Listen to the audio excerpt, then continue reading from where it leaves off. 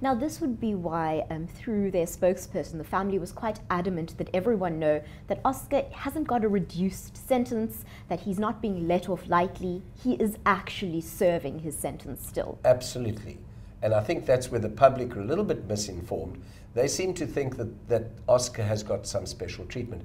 There are many people who are sentenced to these kind of sentences for serious crimes, and they are released after 1/6, again, depending on the circumstances and if they've complied with all the requirements set by the Department of Correctional Services.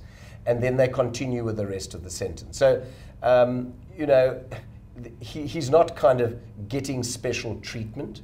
He's not getting his sentence reduced.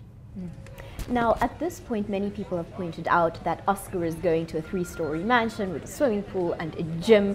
Of course, correctional supervision doesn't mean that you have to go to a hole in the ground. He is going to a family member, and that's perfectly allowed. Won't you clear that up for us? Yes, no, absolutely. I mean, some people might have houses as extravagant as Oscar's uncle, others might not.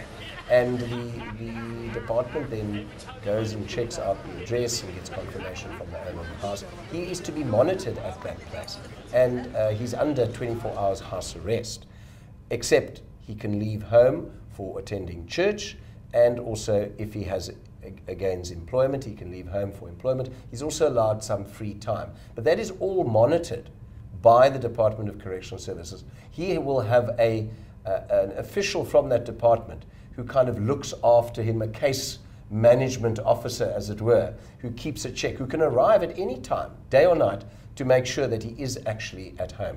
Then he also has to do community service. That must be monitored, and various treatment programs could be imposed. There's talk of anger management.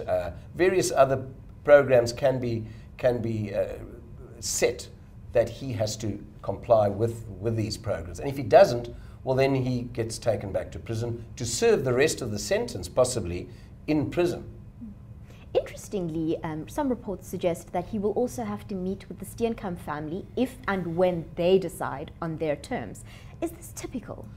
Well, part of the policy of the Correctional Service when they're looking at these kind of sentences is to kind of look at, is there any remorse on the part of the offender, and looking at some kind of reconciliation with the victim, or obviously in this instance with the victim's family.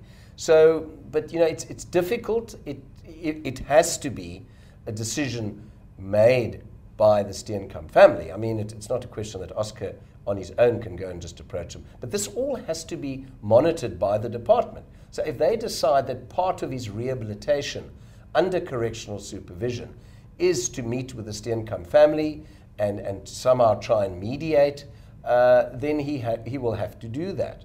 And again, if he doesn't comply, there could be certain repercussions. But you know, that kind of mediation might not work, and the family might say, look, we're not interested, and then it has to be, you know, not sort of enforced, as it were.